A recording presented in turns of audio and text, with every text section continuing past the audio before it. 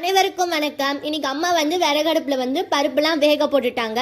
எனக்கு வந்து பாத்தீங்கன்னா இந்த மாதிரி விறகடுப்புல சமைக்கிறது எனக்கு ரொம்ப பிடிக்கும். ஏன்னா உள்ள இப்ப வெயில் காலமா இருக்கனால உள்ள வந்து ரொம்ப வேக்காடா இருக்கும், அம்மாக்கும் கஷ்டமா இருக்கும். அதனால இந்த மாதிரி வந்து வெளியில வந்து காத்தோட்டமா வந்து நானும் அம்மா வந்து ஜாலியா வந்து விளையாண்டுட்டே வந்து சமைப்போம். இன்னைக்கு வந்து பாத்தீங்கன்னா வந்து கீரை கடையில தான். அது என்ன கீரைன்னு பாத்தீங்கன்னா சிறுகீரை. அம்மாவே வளர்த்தது, எந்த உரம் எதுவும் இல்லாம அம்மாவே வந்து செஞ்ச இயற்கை உரங்கள்லாம் போட்டு வளர்த்த கீரை. அதுவும் அவ்வளோ நல்லா வந்து தலை சூப்பராக இருந்துச்சு. அம்மா வந்து அறுக்கிறதுக்கே மனசு வரலன்னு சொல்லிகிட்டே இருந்தாங்க. அப்புறமேட்டு நானும் அப்பா வந்து சேர்ந்து வந்து அறுத்தோம். அப்புறம் இந்த பக்கம் பார்த்தீங்கன்னா பாலக்கீரையும் ரெடியாக இருந்துச்சு.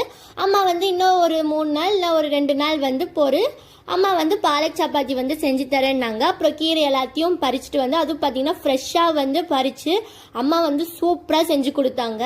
எனக்கு வந்து அம்மா வைக்கிற சமையலே பார்த்தீங்கன்னா இந்த கீரை கடையில் ரொம்ப பிடிக்கும். எங்கள் அம்மா சமைக்கிற எல்லா சாப்பாடும் பிடிக்கும். அதுவும் பிரியாணிக்கு அடுத்தது வந்து இந்த கீரை கடையலுக்கு அடுத்தது இந்த கத்திரிக்காய் வறுவல் அம்மா வந்து நல்லா சூப்பராக செஞ்சு கொடுத்துருந்தாங்க. அப்புறம் அம்மா வந்து அந்த சட்டி சோறுன்னு வாங்க தானே, எனக்கு கத்திரிக்காய் விட அந்த இருக்க மசாலா தான் பிடிக்கும். அம்மா வந்து அதில் சாப்பாடு போட்டு நல்லா பிசைஞ்சு உருட்டி கொடுப்பாங்க.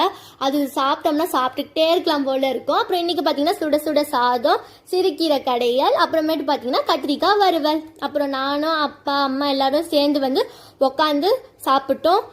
அவ்வளோ சூப்பராக இருந்துச்சு. சும்மா டக்கரோ அப்படி இருந்துச்சு. இந்த வீடியோ பிடிச்சிச்சுன்னா லைக் பண்ணுங்க, ஷேர் பண்ணுங்க.